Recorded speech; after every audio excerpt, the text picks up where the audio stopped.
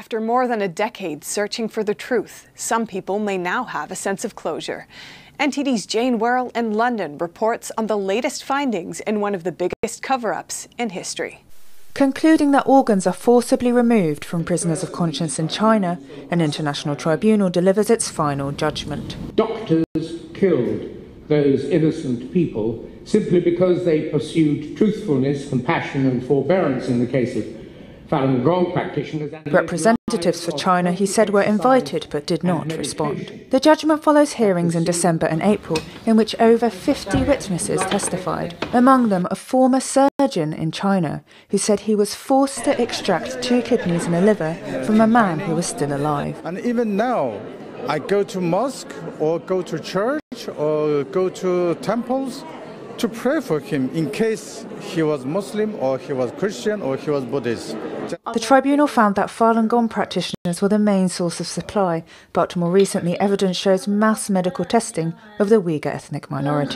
Does anyone think that there would be 1.5 million people detained in concentration camps in Xinjiang right now if the world had stood up and stopped what was happening to Falun Gong 10 years ago?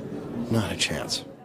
Annie Yang, a Falun Gong practitioner, was one of several practitioners who testified at the hearings about being tortured and medically tested while detained for her beliefs.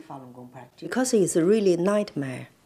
Most of the time I really don't want to recall, People need courage to speak out, to talk about it and to let people know. Only this way you can stop this persecution, stop this organ harvesting, stop this crime. The tribunal members unanimously concluded that forced organ harvesting has happened in China for decades. Sir Geoffrey Nice QC, who led the prosecution of Slobodan Milosevic, referred to China as a criminal state in the last sentence of his final judgment.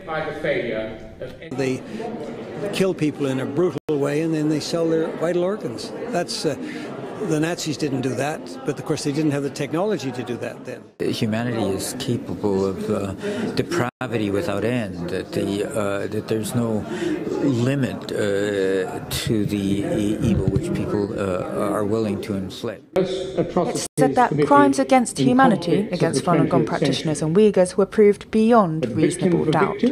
To stop this barbaric practice, and that is our priority.